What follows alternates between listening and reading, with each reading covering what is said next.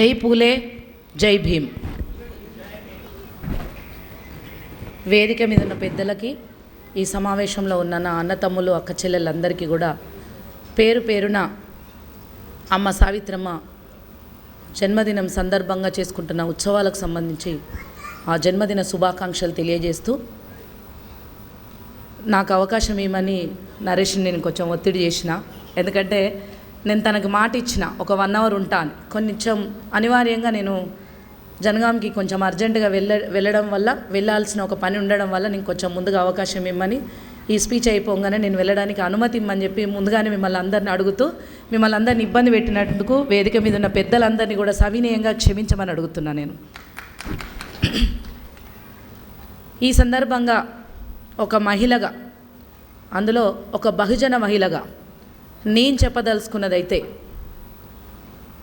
ఆనాడు మహాత్మా జ్యోతిబా పూలే అమ్మ సావిత్రమ్మకు చేయూతనిచ్చి, చదివించి, ఆమెని మొదటి ఉపాధ్యాయురాలిగా చేసి, ఆమె కూడా ఎన్నో చీత్కారాలు, ఎన్నో అవమానాలు ఎదుర్కొని, అవన్నీ మీకు అందరికీ మీ నాలెడ్జ్లో ఉన్నాయి కాబట్టి నేను చెప్పనవసరం లేదు. ఎందుకంటే మీరే ఇంకా 10 మందికి చెప్తున్నారు కాబట్టి ఆ డెప్త్లోకి వెళ్ళట్లేదు. అన్ని అవమానాలు భరించి ఆనాడు పాఠశాలలు పెట్టుండకపోయింటే ఈనాడు మన బహుజన బిడ్డలు చదువుకోవడానికి ఈ యూనివర్సిటీలు ఉండకపోయేది అని చెప్పేసి నేను చెప్తా ఉన్నాను. ఉస్మానియా యూనివర్సిటీ అంటే ప్రపంచం తల తిప్పి చూసేంత గొప్ప పోరాటం చేసేటువంటి ఒక మహోన్నతమైనటువంటి చరిత్ర కలిగిన యూనివర్సిటీ ఈ గడ్డ. ఈ యూనివర్సిటీ నుంచి ఎన్నో ఉద్యమాలు వచ్చినాయి, విప్లవోద్యమాలు వచ్చినాయి, సామాజిక ఉద్యమాలు వచ్చినాయి, అన్ని రకాల ఉద్యమాలు ఇక్కడికి వచ్చినాయి. భిన్న మనస్తత్వాలు, భిన్న సంస్కృతులు, భిన్న భావజాలాలు ఉన్నా కూడా ఐక్యమత్యంతో పోరాటం చేసేటువంటి ఒక ఔన్నత్యం కూడా ఈ యూనివర్సిటీకి ఉంది. అలాంటి యూనివర్సిటీ గడ్డ మీద ఇవాళ సావిత్రమ్మ జయంతి ఉత్సవాలు మనం జరుపుకుంటున్నాం. దానికి నేను అతిథిగా రావడం, ఈ యూనివర్సిటీ విద్యార్థిగా ఉండడం, ఇక్కడ పోరాటం చేయడం, ఇక్కడి నుంచి నేను ఇలా ఒక బీసీ కమిషన్ సభ్యురాలిగా నేను పనిచేయడానికి ఒక హోదాకి వెళ్ళడం నా అదృష్టంగా భావిస్తూ ఉన్నాను. ఈ సందర్భంగా ఇక్కడ ఉన్నటువంటి నా అన్నతమ్ములు అక్క చెల్లెలందరికీ కూడా ఈ వేదిక ముఖంగా నేను చెప్పదలుచుకుంది ఒకటే: చదివే మనకు ద్వీపం, చదివే మనకు జ్ఞానం, చదివే మనకు వెలుగు.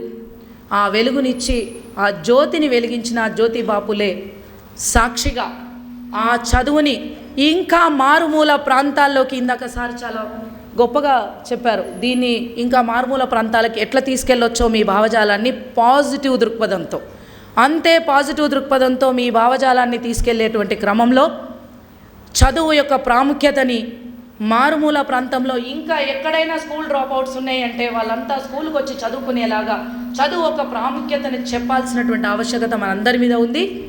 దానితో పాటు ఆడపిల్లలు ఇంకెక్కడైనా సరే ఆత్మన్యూనతాభావంతో ఉంటే దాన్నంతా పక్కన పెట్టి ఆదిశక్తుల్లా పనిచేయాల్సినటువంటి అవసరం ఉంది అనేటువంటి విషయాన్ని కూడా తెలియజేయాలని తెలియజేస్తూ, మూఢనమ్మకాల పట్ల, మూఢ విశ్వాసాల పట్ల ఒక స్పష్టత కలిగిస్తూ, అసలు మనిషి అంటే ఎలా బ్రతకాలి అనేటువంటి విషయాన్ని ముందుకు తీసుకెళ్లేటువంటి క్రమంలో మీరు చేస్తున్నటువంటి కృషిని కూడా నేను అభినందిస్తూ, మనిషిగా బ్రతకాలి అని అంటే మనకు కావాల్సింది ముందు మానవత్వ విలువలు.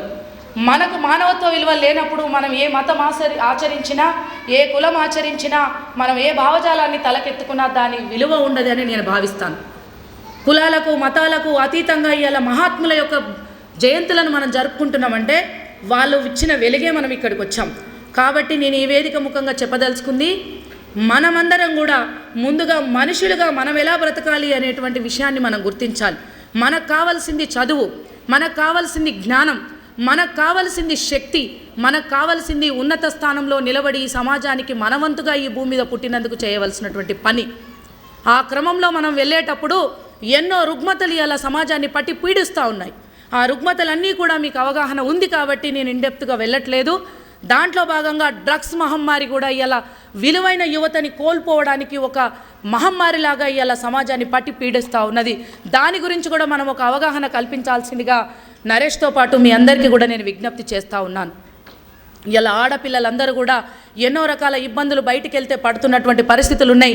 దానికి మద్యం కావచ్చు, డ్రగ్స్ కావచ్చు, అవన్నీ కూడా కారణభూతం అవుతూ ఉన్నాయి. వాటన్నిటి నుంచి కూడా మనం ఎదుర్కోవాల్సినటువంటి అవసరం ఉందని చెప్పి ఈ విషయాన్ని తెలియజేస్తూ, ఈ వేదిక ఇక్కడ పోరాటం చేసినటువంటి బాయి పూలే, అంబేద్కర్, రమాబాయి పూలే ఇట్లాంటి మహనీయులు ఎందరో సౌత్ ఇండియాలో మనం చెప్పుకోదానికి ఎంతోమంది మహనీయులు మనకు ఆదర్శంగా ఈ జీవితాన్ని ప్రసాదించారు. ఇలా అంతటి మహనీయుల చరిత్ర చదువుకున్నాం కాబట్టే ఇలా వేదిక మీద కూర్చోగలుగుతున్నాం, వేదిక ముందు కూర్చోగలుగుతున్నాం.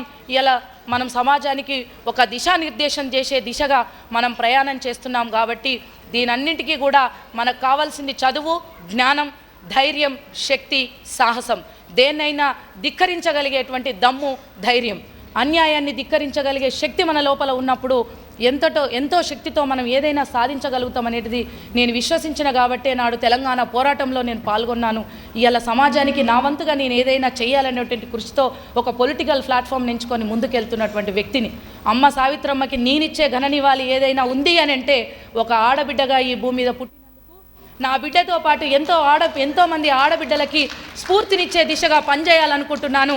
అందుకు తోడ్పాటుగా నిలబడుతున్న మా అన్నదమ్ములందరికీ కూడా కృతజ్ఞతలు తెలియజేస్తూ నాకు ఈ అవకాశం ఇచ్చిన మీ అందరికీ పేరు పేరున ధన్యవాదాలు. కొంచెం వెళ్ళవలసి వస్తున్నందుకు మన్నించవలసిందిగా మరొకసారి వేడుకుంటున్నాను.